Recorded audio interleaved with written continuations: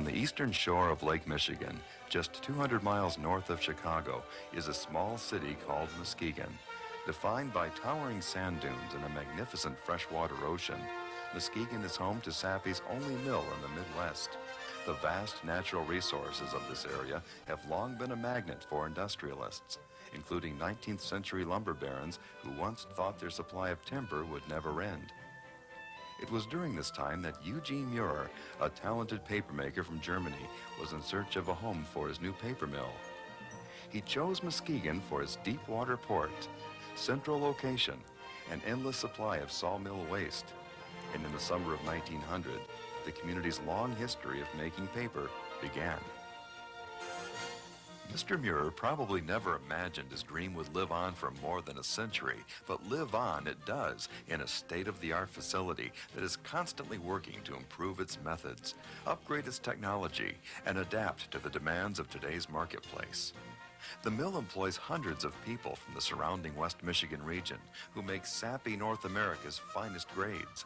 Strobe, Lustro, Patina, Opus, and Somerset are recognized around the globe and are used by some of the world's most prestigious corporations for brochures, catalogs, magazine inserts, annual reports, art prints, and fine coffee table books.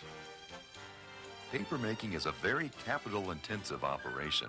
This is especially true for Sappi Muskegon, where all phases of production, including pulping, papermaking, and sheeting, are housed on the same site. The process begins at the mill's west end, where logs or roundwood and wood chips are transported from within a 150-mile radius to make more than 100,000 tons of pulp each year. Logs are debarked and chipped, then loaded into a digester where high temperatures and chemicals separate the fibers from the wood's natural glue-like lignin. Fibers are then bleached before moving on to the paper machines as a pulp slurry mix. The quality of the final paper product is determined to a great extent by the quality of the pulp coming from the West End, and there have been many recent initiatives to ensure that Muskegon's pulp continues to set the standard for the industry. A great deal of effort has also gone into reducing the mill's impact on the environment. Wastewater flow has been consistently reduced over the last several years, and the pulp mill has converted to elemental chlorine-free bleaching. Muskegon paper is made on one of two paper machines, number 4 paper machine, where most cover weights are made, and the larger number 5 paper machine, producer of Muskegon's text weight products. To the average person, these machines are a marvel of invention, as pulp slurry goes in one end and smooth, glossy paper streams out the other. Together, they have the capacity to produce almost 250,000 tons of paper annually. Paper made on number 4 holds the industry's top spot in terms of market share due to a unique calendaring process that continues to produce the best dull-coated products in the world.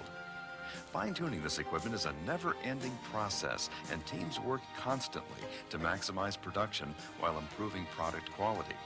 The number 5 paper machine recently underwent an important upgrade with the installation of a new rod metering size press. This equipment gave Muskegon the ability to produce a double-coated sheet, enhancing the value of its already highly recognized brands. After the paper is made, it moves on to the finishing department, where it is cut to size as either rolls or sheets and made ready for delivery to the customer.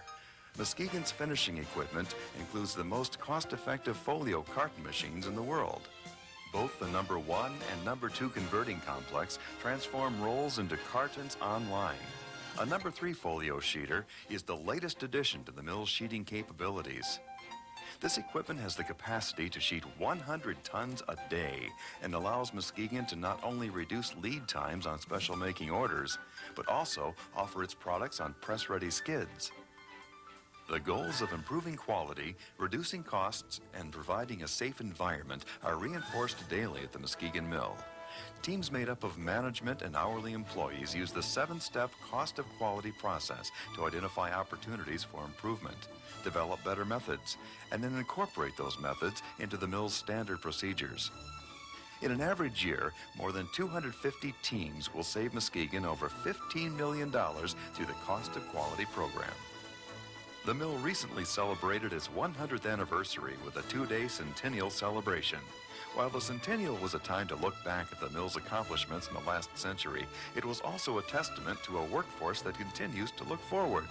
Forward to the marketplace of tomorrow and the changes that must be made today to be a player in the paper industry of the future.